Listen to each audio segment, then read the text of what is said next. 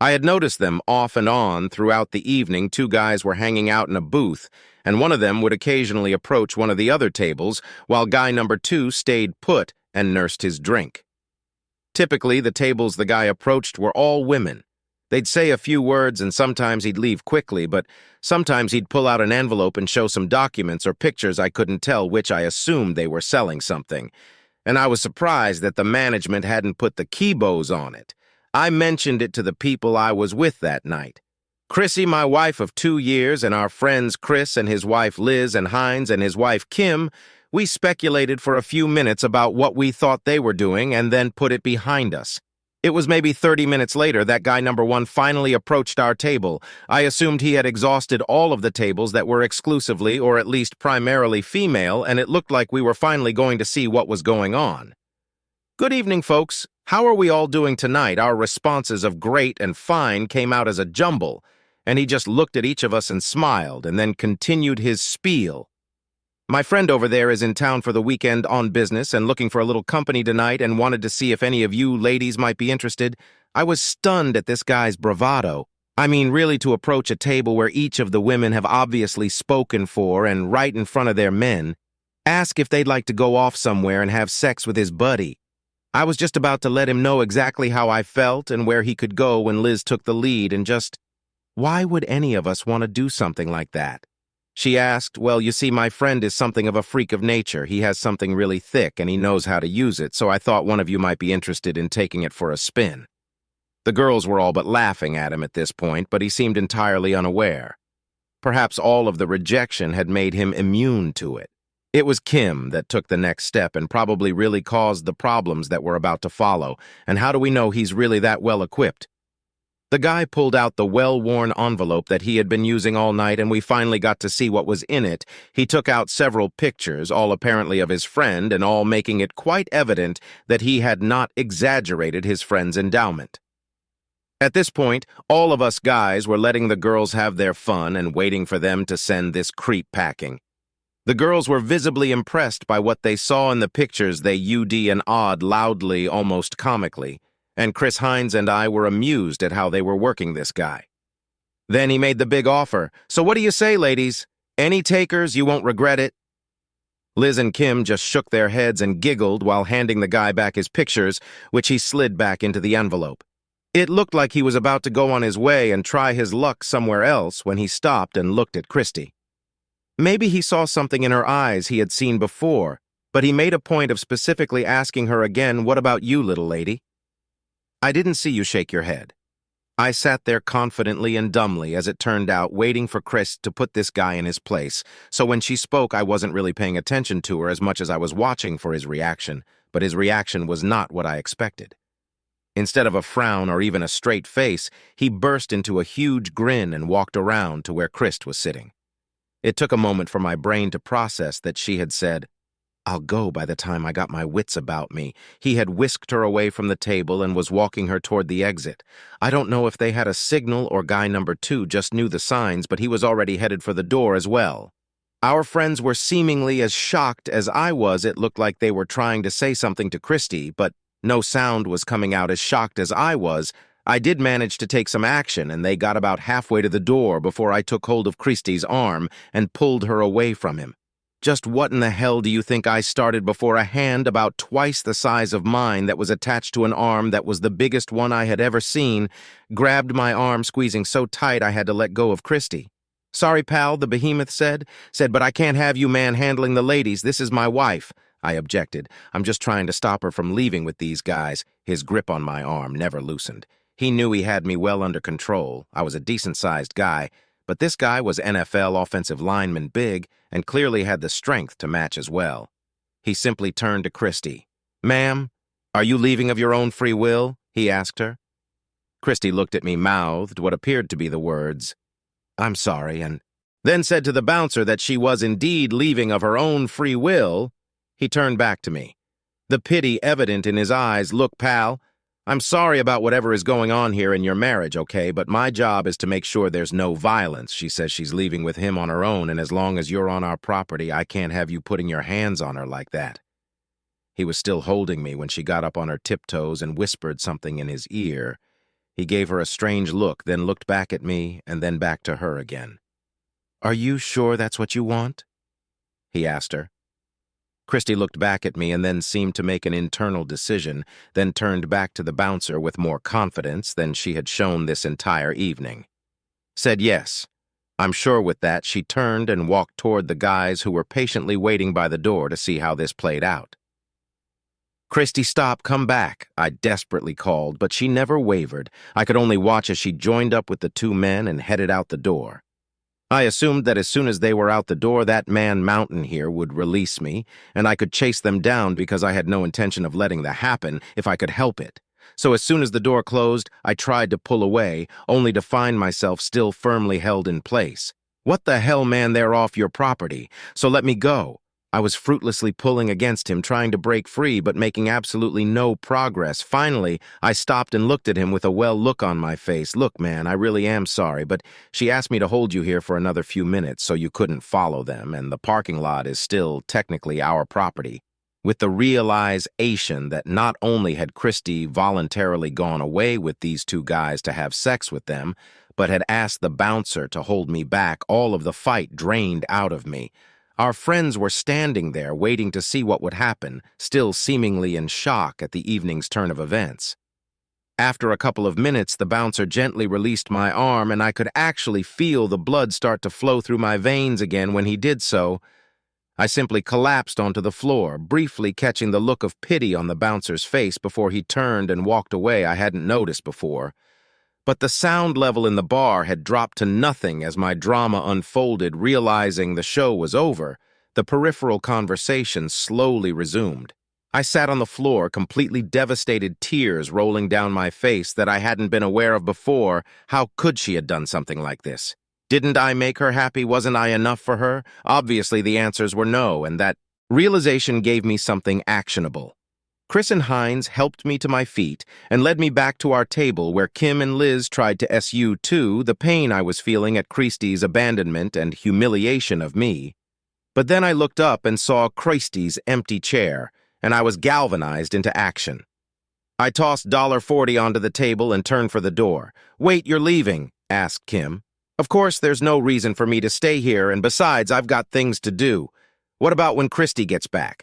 Liz contributed. "What about it? Aren't you at least going to wait to make sure she's okay?" "No, but I'm sure she'd appreciate one of you taking her in for the night. I need to go," as I walked away.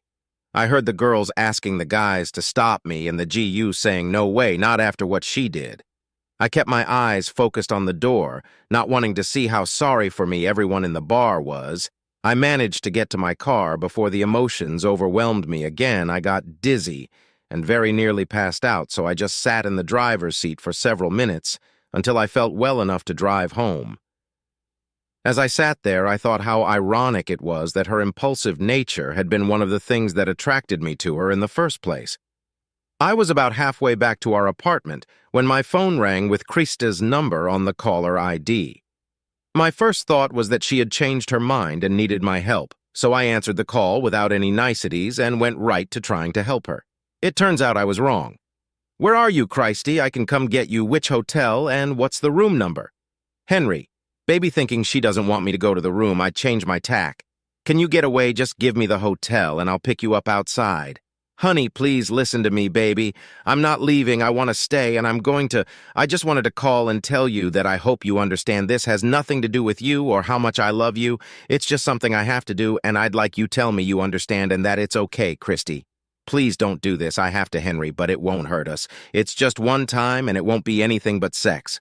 I promise at this point, I was completely numb. Not only did she walk out on me in front of our friends in an entire bar, but now she calls me to rub my face in it and has the gall to ask me to tell her I'm okay with it. I couldn't believe the woman I had fallen in love with was treating me like this. I realized that there was nothing worth fighting for, so I told her I understood, but I meant it far differently than she thought I did. She was clearly excited. "Oh, thank you, baby, thank you. I'll see you as soon as I'm done, and I'll spend the rest of my life showing you how much I love you with that." The call disconnected, and all of the sadness and depression I was feeling suddenly went away. I had blocked out the love I had for her just a few hours before, and it was replaced by a grim determination to put this behind me. As soon as I got to my apartment, I pulled out my luggage. We each had our own set from before we were married and spread all 3 suitcases out on the bed. We didn't have much stuff, and what was mine was far less than what was Krista's. I believed it would all fit in these 3 cases, but if not, I was pretty sure anything I needed to leave behind wouldn't be missed. I took my time. I had no plans to simply disappear. In fact, I was looking forward to her feeling as much pain when I walked out the apartment door as I felt when she walked out of the door of the bar, and she would have to be here for me to experience that I had 2 suitcases. Completely full, and was midway through the last one, and I was beginning to think I'd have to actually wait for her when I heard the front door open and then shut, quietly. I guess she saw the lights were on, so knew. I was awake, and she called to me. "Have a good time," I called. I guess I hadn't injected as much sarcasm as I thought because she answered as if she was just coming back from a party or something. Oh, God, did I ever... She walked through the bedroom doorway, and I glanced back at her. Her hair and makeup was a mess, and her clothes looked a little worse for wear. She looked in the parliament satisfied. The smile on her face quickly faded when she saw me packing. What are you doing, baby, moving out and filing for divorce?" She came over to me and tried to stop me from putting anything else into the suitcase, and I wrapped my hand around her wrist and removed it. It reminded me of the bouncer grabbing my arm, and I was suddenly pissed all over again. "Don't touch me." "But, Henry, you said you understood that this was just a one-time thing that I needed to try and then I'd be all yours." "No. What I understood was that you were going to enjoy with those guys no matter what I said or how I felt. So there was no point in wasting my time talking about it anymore. You did screw both of them, right? Not just Mr. Big Mate." "Well, yeah, I mean, it wouldn't have been fair to leave Desmond hanging after he did most of the work. Of course, wouldn't want the a-hole preying on married women to suffer this time." My sarcasm could be seen from space. "Maybe please don't leave me. I just had always wanted to try one that big, but I never had the chance before we met. Plus, I've never been with a big endowed guy before. When Desmond showed me the picture, I just couldn't stop myself from going for it, but now I've done it and it's over, and I'm yours forever, and I'll do anything to make it up to you. First of all, Christ, you were already supposed to be only mine forever. That was part of that whole wedding thing a couple of years ago. So you promising it to me again after breaking that promise once already means nothing. And just how exactly do you make up something like this? Do you have any idea how inadequate this all makes me feel? But I'll give you a chance. Just tell me the hotel and room number where they took you, and I promise I'll think about putting this behind us. No guarantees, though. I'm sorry, baby, but I won't tell you that I resumed my packing. Take a print out of your sorry roll-it and shove it up your bum, honey, please. If I tell you where there you'll go do something dangerous, and I don't want you to get hurt, after all. There are 2 of them, and besides, they aren't worth getting into trouble over. That's not your decision to make, Christy. I'm the one that gets to decide what I'm going to do and what it's worth. So I'll ask you one more time, hotel and room number." "I'm sorry, baby. But when we got married, I promised to protect you, and I will, even from yourself. I won't let you get hurt unless you're the one doing the hurting." Apparently that seemed to strike home as intended. "Fine, Christy, but just remember that this was your choice." I finished packing even as Christy continued trying to get me to stop and stay with her, though she no longer tried to stop me physically. No matter how many times I told her I wouldn't stay with her, she kept trying to convince me it was just sex and something she had to do. But she loved only me. When she finally got to the classic, it meant nothing. I had had enough. Well, it goddamn well meant something to me, Christy. Our sex life was very precious to me.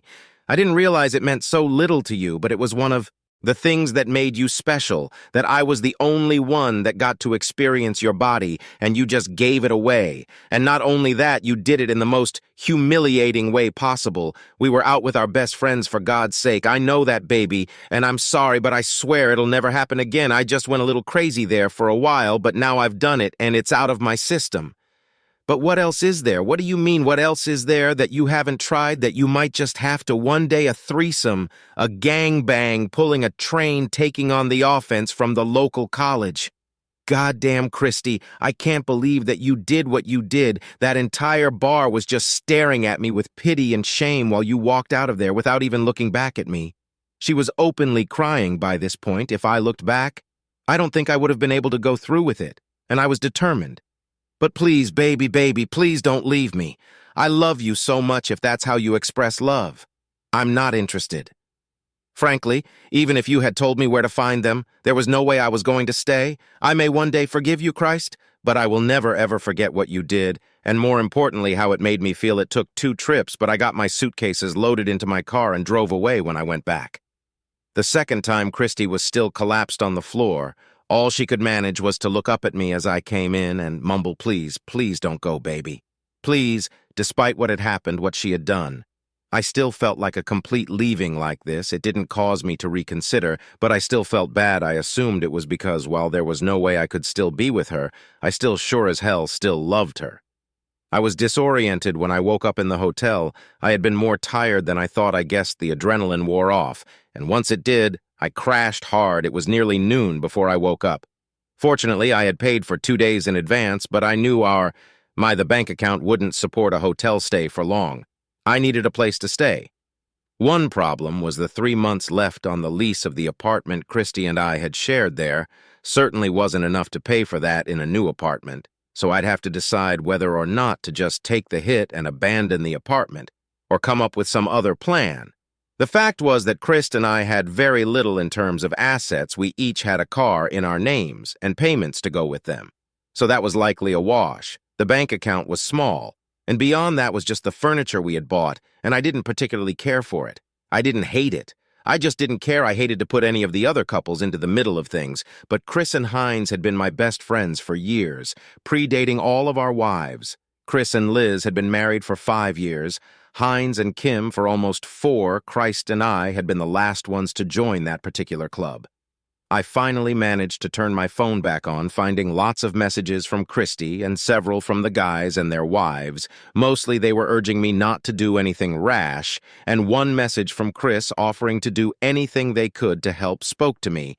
So I called, getting Liz on the phone, and asked for marital sanctuary. "I'll make you a deal, Henry. You can stay in our guest room for a while, but I won't hide you from Christy. She's been driving everyone crazy, asking if we've heard from you. I'll let her know you're here and that you're okay, and I expect you to be at least civil to her. Yes, she made a mistake, but she didn't murder anyone. So let's keep it all in perspective, okay?" I agreed to her terms and spent the next morning moving from the hotel to their spare room. My boss was okay with me taking the morning off as long as I stayed late some night this week to make up for it. Such compassion. I went ahead and worked late that night to get it out of the way, and it had the added bonus of distracting me from the weekend's events. It was nearly 10 o'clock when I pulled up to Chris and Liz's house. I was tired and ready for some decent rest. Of course, that didn't happen. "Chrissy, why are you here? Did you not understand when I left that I didn't want to see you?" "I'm sorry, baby, but I'm hurting without you there. I can't sleep, and I can't eat. We need to hawk so we can try and work this out. I told you I wasn't interested in working it out, but I guess what I want stopped matching deal." "Okay, I deserve that, but please, baby, please don't end us just because I made a stupid choice. We love each other, and we can get past this somehow. I don't know how to make it up to you, but please give me a chance.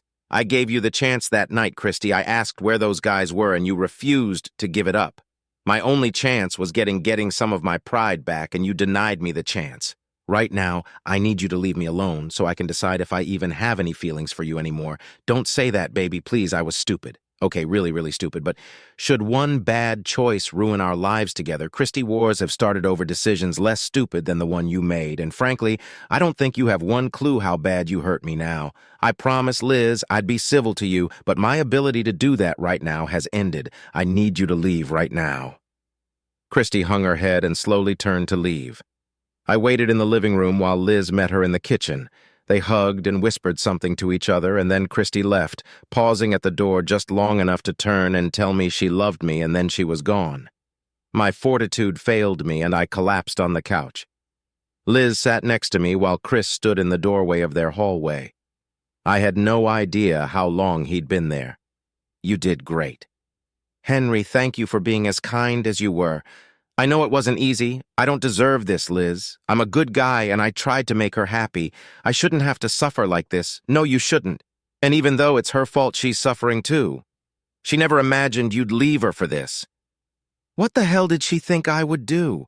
"She knew you'd be mad, but she thought in time it would blow over. She thought you'd be pissed off, and she'd have to do everything right to show you how much she loved you and probably spend the next however long screwing you over and over again, so she thought about this. She actually thought about how much she thought she could get away with. No, Henry. This all happened after it was done. What did she tell you, Liz? She told me the same thing she told you, that the combination of doing a well-endowed guy and his having a big tool was just too much for her to refuse. Her mind was focused only on that she would never have been able to have that bouncer hold you back otherwise. Damn, that pissed me off. Was the sex at least terrible? Do you want me to tell you the truth or what you want to hear? I guess that answers the question, never mind. But Henry, as good as she says the sex was, she says she would never trade what you guys have for that. It was fine one time, but that's all. But she did trade me for that, but she didn't know that's what she was doing. Well, we all make choices, and when we do, we choose the consequences, even if we don't know what those are. You're right. But afterward, when she was thinking more rationally about what she had done, she still thought you guys could get past it. She figured if she treated it like it was no big deal, like it was fun, but that was all. And it meant nothing to her that you'd be mad, but you'd get over it, Kim. And I hope so too, but Chris and Hines both said there was no way. I guess they were right. They know me well. Liz, I can't see any way past this. She was so deliberate in doing it, leaving right in front of me and having me held back so she could make her get away. Then she called me to try and get me to give her the okay. She had so many chances to see that I was not okay with this, and she chose against me every single time. I know it seems that way, but she wasn't in her right mind. You know, it was like some kind of temporary insanity. Haven't you ever done something like that where you just lost sight of what could happen, Liz? I can appreciate you going to bat for her. I know you guys have become good friends, and I would expect nothing less. I'm your friend too, Henry, and I know how much you love her, be that. As it may, this isn't the same thing as when I played video games all night instead of doing that essay for history class. We're supposed to be grown-ups, and anyone should know that what she would end the way it has in my mind. I know you're right, but my heart says you two are so good together and thinks that if you can get past this and forgive her, you'd be so happy. Maybe you're right, Liz, but more likely I'd spend all my time wondering what was going to happen next. I'd never want to go out to a club again for fear something like this would happen again. Since she obviously can't control her base or desires, I'm just going to live like that. She made her choice, and now I have to do what's right for me. If you'll excuse me, I'm tired and need some sleep. The rest of the story with Christy is predictable. I'll give her credit for making every effort she could to bring us back together, but I was completely resistant to it. It was hard because I still loved her, and when you get a divorce, you just don't lose a wife. You lose all the hopes and dreams you had and all the plans you made. We had talked about kids and even grandkids. We talked about the places we wanted to visit and all the things we wanted to do before starting a family. Now that was all gone. None of it would happen, at least not for us together. In fact, it was at those times when I thought about these things that the draw for us to stay together was the strongest. Christy and I had been so in tune with each other in terms of these things, like we were two halves of the same whole, but I just couldn't find a way past what she had done. The divorce was final 3 months later. Christy asked if she could speak to me one more time. There were no requirements of me. It was just a request, and I decided I could listen to what she had to say. We met up right after the hearing and were given a private room to use. We stood facing each other. Henry, I don't know if I said this at the time, but I'm sorry. Please don't think that what I did meant I didn't love you with all my heart. I suppose how much we loved each other gave me the idea that I could do what I did, and we'd be fine anyway. I just wanted to say one more time that I was sorry, and I'll regret it the rest of my life. I too regret, Christy. I regret the day I met you. I regret the day I proposed you for marriage. I regret the day we got married. I regret, too, that you were still so delusional that even now you had no idea what would be the consequences of your actions. I will move on. Okay, I still wish you nothing but the contempt and despise. I hope you grow a brain and use it to make decisions rather flowing with your desires to experiment. I was choking up a bit and went silent. I wasn't regretting my decision so much as regretting all that had happened. I walked out of the room. We never spoke ever again, let alone touched each other, and I admit it felt good. It was another 3 months before I started going out again. I had no intentions of trying to meet anyone right now, but I was tired of sitting at home. I had some nights out with Chris and Hines, and also some that included Liz and Kim. They tended to bring a friend along they thought I might like, and they weren't very subtle about their intentions while I wasn't ready for anything serious. Yet I did enjoy having different ladies to speak to and dance with. I allowed myself to have some no-strings-attached fun. And by that I mean we all talked and danced, and I didn't worry about doing or saying the wrong thing because I wasn't trying to impress anyone. They were all nice, but there was no spark. And when the night ended, so did our relationships. I had also gotten into the habit of going out alone.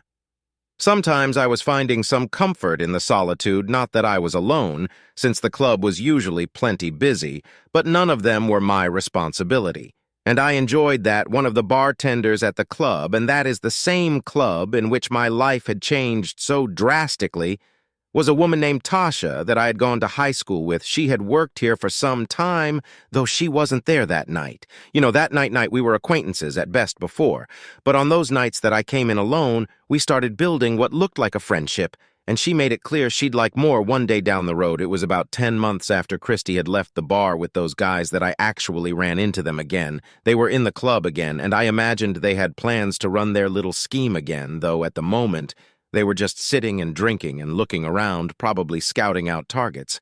I surmised Tasha caught me looking in their direction and asked about my interest. "Why are you staring at Desmond and Richard?" I turned back to her, surprised that she knew their names. "You know them. Sure, they come in here all the time." "Do you know them not personally?" "How do you mean all the time? I was under the impression that they were from out of town and only came here occasionally on business. I don't know where you got that, but they work at the supply warehouse downtown, the one just off the freeway. So they live locally." "Yep, have for years. I don't know where exactly, but it certainly wouldn't qualify as out of town. They come in here to pick up on women, and they do pretty well. Apparently Richard there is sporting a cannon between his legs." I looked back at her with a "why in the hell would I want to hear that" look on my face, but she seemed oblivious. "I didn't realize this was a pickup spot. You don't get a lot of single women in here, do you?" "We do pretty good, actually, but they tend to be in groups. But it's not like those guys limit themselves to single women. I actually think they prefer getting the married ones." I was trying really hard not to get so pissed that I gave away why I was so interested. Seems risky. I can't imagine the husbands are very happy about that. I don't think the husbands ever find out the guys aren't into bragging, and I doubt the wives are going home and telling them about it. Okay. Maybe some are. I hear there are people into that, but in general, I think it's all pretty hush-hush. You don't seem to be bothered by it. I don't really see the harm. Wifey gets to have a little fun, and hubby's none the wiser, so it doesn't hurt him if she's out with friends. Then she wasn't going to be home with him anyway, so he hasn't really lost anything. I imagine those hubbies get some pretty decent guilt sex. So if anything, they're coming out ahead. I was thinking on what she had just said, and knew at that moment nothing would happen between us if she was okay with. Otherwise doing it, she probably wouldn't think twice about doing it herself. That was too bad. Tasha continued talking when I didn't respond to my knowledge. They only did it once to a woman while her husband was in the club that turned into a big thing and nearly got violent. So they haven't done that again. I was off that night. But it was a good thing Victor was here. I heard the wife actually asked him to hold the husband, so she could leave with the guys. I turned back to her very slowly, and I can only imagine what she saw on my face and in my eyes. At that moment, yes, she did. As a matter of fact, my tone and my facial expression must have somehow put things in line for her, because she suddenly put two and two together. Her hand flew up to her mouth, and that gesture that women always seem to make when they're surprised. "My God, Henry, that was you and Christy, wasn't it? I had no idea. I'm so sorry. I had heard she cheated on you, but I didn't realize." She stopped suddenly, apparently not knowing what else to say. I mean, really, what else was there? I got up from the bar and made my way outside, pulling out my cell phone. As I did so, I made a quick phone call to get the ball rolling and then sat outside to wait. I hadn't realized the need I had for revenge until I found out that it was all a scam. Sure, Christy accepted their offer and went with them willingly, and nothing would change that. But I think she did so with the impression that these were really just a couple of guys out of town looking to get lucky, and we would never see them again. And that would somehow make it better. I had zeroed in on their car in the parking lot, not to reinforce a cliché, but when I saw the Cadillac and the parking lot that had been lowered and had some audacious chrome rims on them, I was pretty certain that was theirs, since they hadn't yet begun their hunt. I was pretty sure I had some time before they came out, unless they had pretty early. I don't know exactly what happened inside the club, but it was almost an hour before they finally emerged, a conquest being steadily propelled in my direction. Yep, I had guessed it right on the wheels, and I was leaning on the driver's side door when they got there. "Hey, man," said Desmond, who was apparently the spokesperson for this dynamic duo. You want to get your hands off of my ride." I ignored him and focused my attention on the slightly tipsy friend they had made inside, as much as she might deserve whatever would come her way. I didn't want to see a woman hurt, and I felt confident that her husband didn't deserve it either. Oh yeah, I could see the band on her finger from here. I spoke directly to her in a tone that made it clear this wasn't a request, sweetheart. I think you better find somewhere else to be, like maybe home with your husband. You know, the guy you promised to forsake all others for. I don't know exactly what she did afterward, but after taking a quick look around at the situation, she decided to follow my advice, and the last I saw of her was her backside as she went back into the club over Desmond and Richard's suggestions after she was gone. The guys seemed a little pissed off, and they turned to me with murder in their hearts, if not in their intent. What the hell, man? Why'd you run our meet like that? That wasn't your woman. She was her husband's, and all I did was remind her of that. Do I know you, man? You look familiar. We've met, but it's been a while. Say maybe 10 months, for whatever else he was. Desmond was clearly not stupid. I could see him searching his memory, and it didn't take long for him to come up with the answer. "I know who you are, Richie. It's that chick's husband, the one that the lady told the guy to hold back so she could get some of us say, 'Where is she?' I wouldn't mind getting a piece of that again, and since you ran off our fun, then you owe us a replacement. Sorry, guys, she lives a long way away these days." Did you guys split up? That's a damn shame. I was not impressed with their sincerity. Well, once she went with you, I didn't want her back. So what's this about you thinking you need a little payback, a little revenge or something? You think you can take the two of us? They started moving toward me. Their intention's pretty clear, probably not. But then I don't intend to, at least not alone.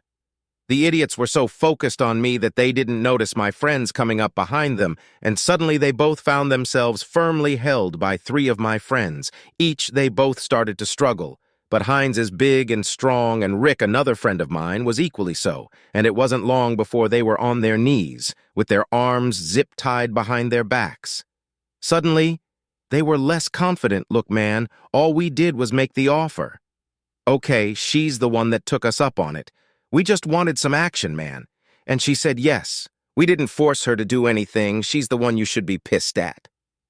Oh, I was, but I've dealt with her, Sheck. Not my problem anymore, but you and guys like you are a damn plague on society, and I intend to see that you never do it again. Load him up, boys.